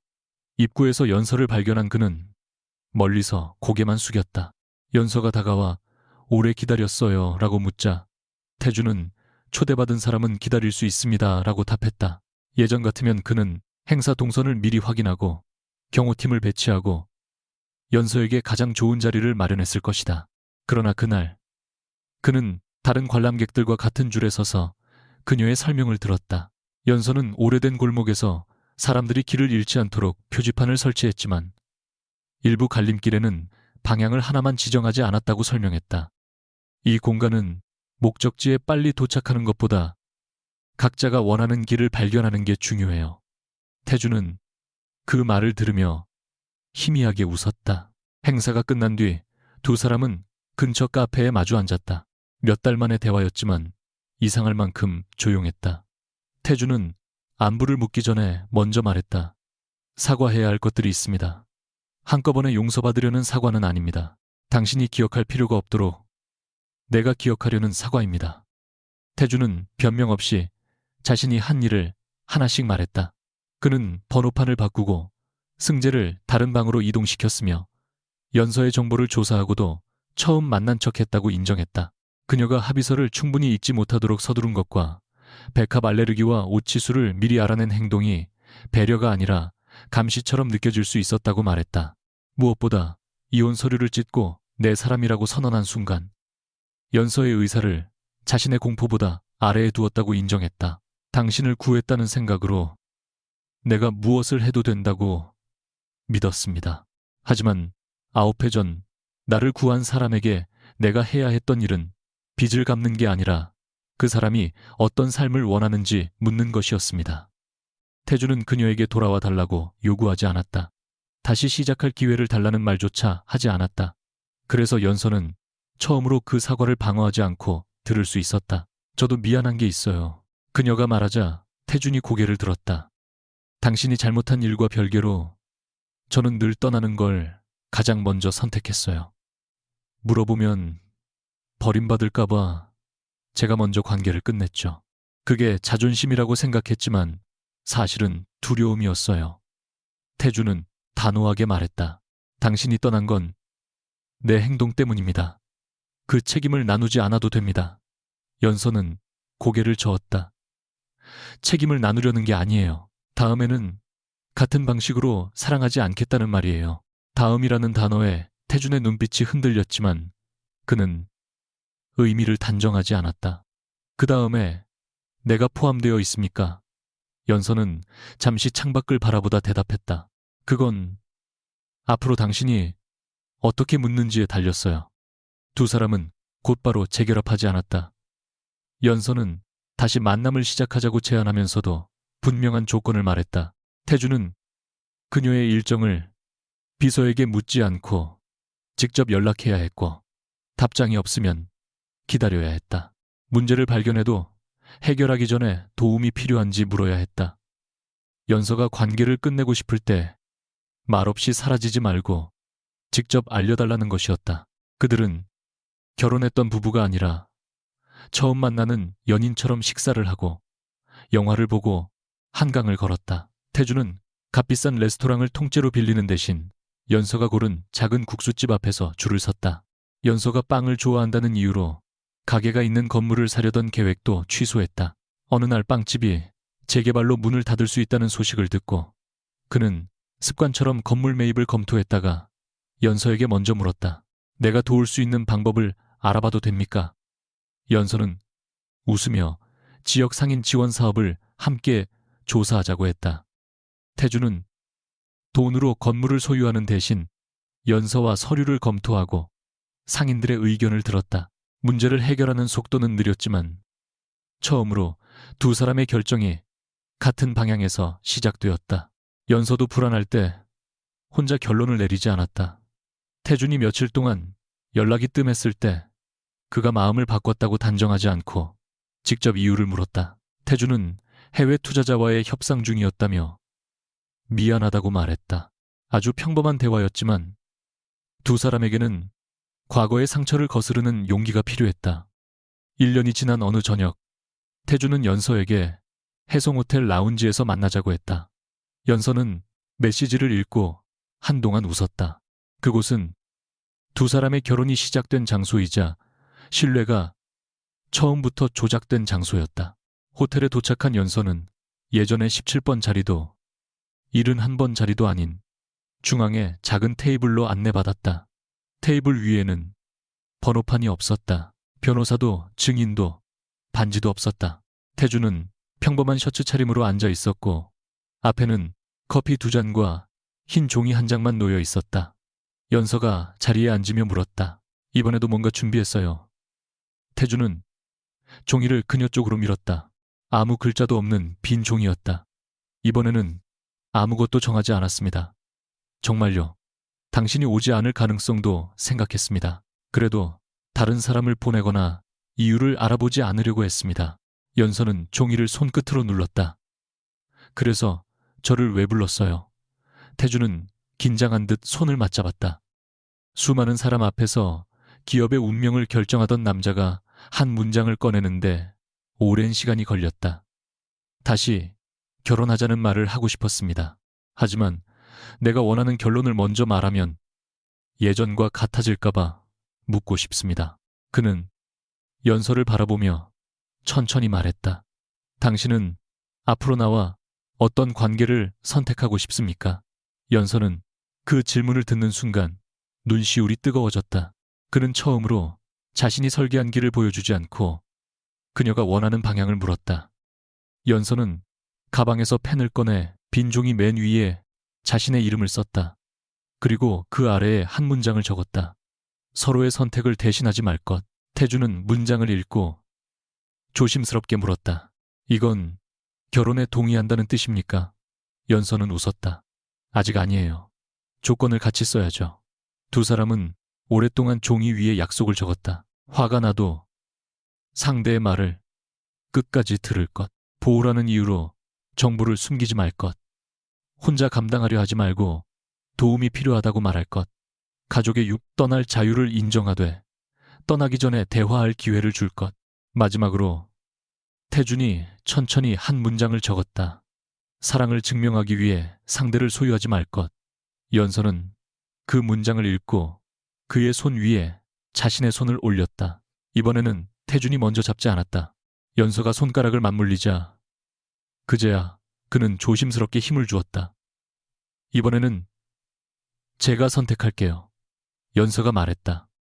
권태준 씨와 다시 결혼하고 싶어요. 하지만 당신의 사람이 되기 위해서가 아니라 당신 옆에서 제 사람으로 살기 위해서요. 태준의 눈가가 붉어졌다. 그는 웃으려 했지만 목소리가 먼저 떨렸다. 그렇게 해주십시오.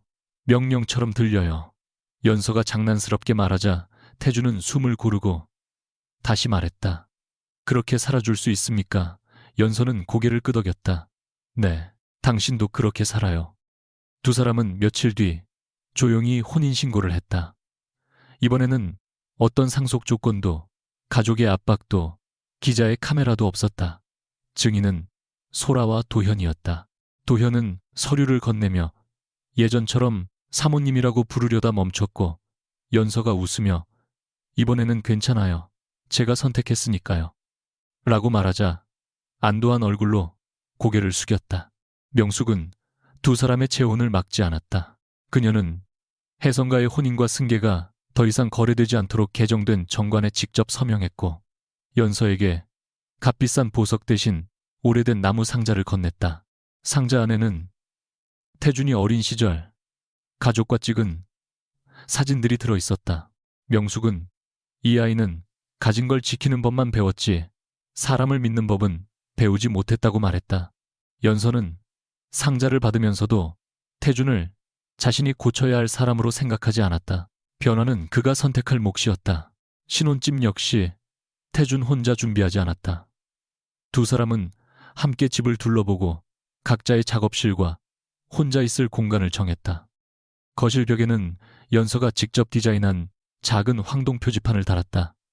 그 위에는 서로의 선택을 대신하지 말 것이라는 문장이 새겨져 있었다. 어느 밤 태준이 그 문장을 바라보며 물었다. 이 표지판은 평생 바꾸지 않을 겁니까? 연서는 그의 어깨에 기대며 대답했다. 필요하면 같이 바꾸면 돼요.